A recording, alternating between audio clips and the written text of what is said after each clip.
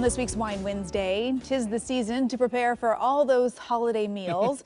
But as you choose your dishes and desserts, figuring out how to pair your wine can be a little intimidating. Well, luckily, we have some experts to talk to, but it also tastes so good when you get it right. So joining us live to help navigate those taste buds with the winter holiday wine pairings is Russell Gladhart, winemaker at Winters Hill Estate. Good morning. Good morning. Glad you're here. Thanks for coming all the way up to Portland for us. Well, thank you. It's great to be here. Absolutely. All right. What are a few of those tricks when you're trying to pair that wine with a special meal? Well, I think the first trick is just to remember it's about enjoyment, right? So if you're starting with food you like and wine you like, you're probably not going to go too far off. You're set. Right. You know, it's about pleasure. After that, you also want to think about, do your friends like one particular kind of wine? If you and all your guests love sparkling, crisp white wine, you don't want to make them drink a red wine just because somebody told you that's the right what pairs best. Right. So think about pleasure.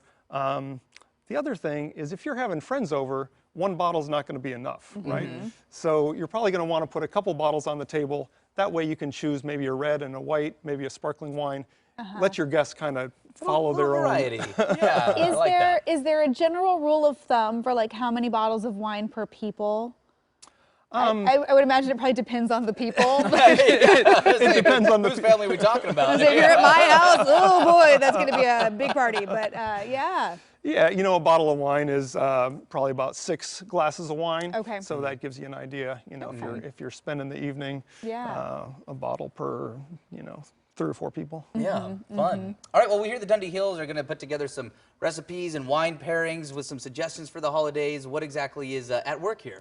Absolutely. Well, if you work in wine, we all love to cook and eat and drink. And so the Dundee Hills has gathered up a bunch of really good recipes. They're on the website, dundeehills.org.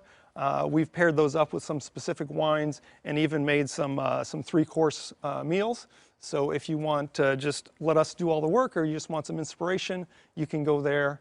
Our winery also likes to share wine food recipes.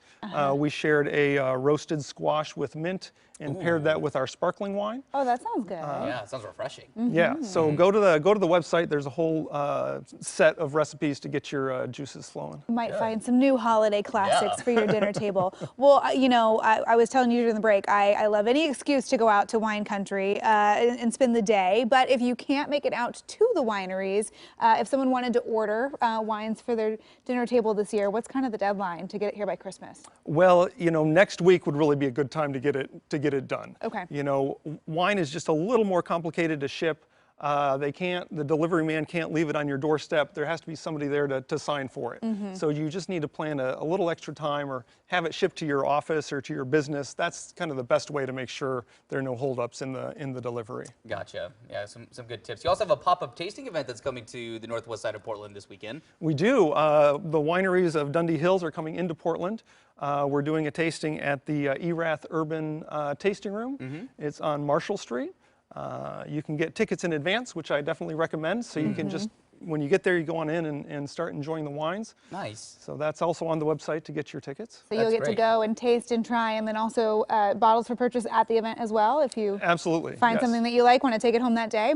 Well, one of the things when we look at the Dundee Hills AVA, but also the Willamette Valley as a whole, a lot of the grapes grown here, Pinot Noir and Chardonnay, it's a lot of really food-friendly wines. I mean, just kind of talk about some of the characteristics of what we have right here that can work so well. Absolutely. Well, one of the things that wine does with food is the wine has some acidity and some freshness. And so that pairs with foods, especially if a food has like a rich, creamy sauce.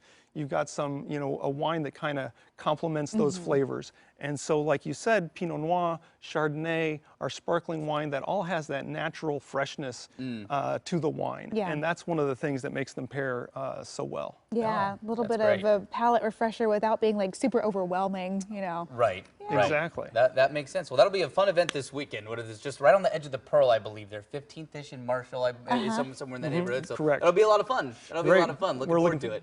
Great. Hope to see you there. Awesome. Well, appreciate you coming in, Russell, with Winters Hill Estate. It's going to be a great event, and for more tickets and information with this weekend's pop-up tasting, go to dundeehills.org. All right, tomorrow on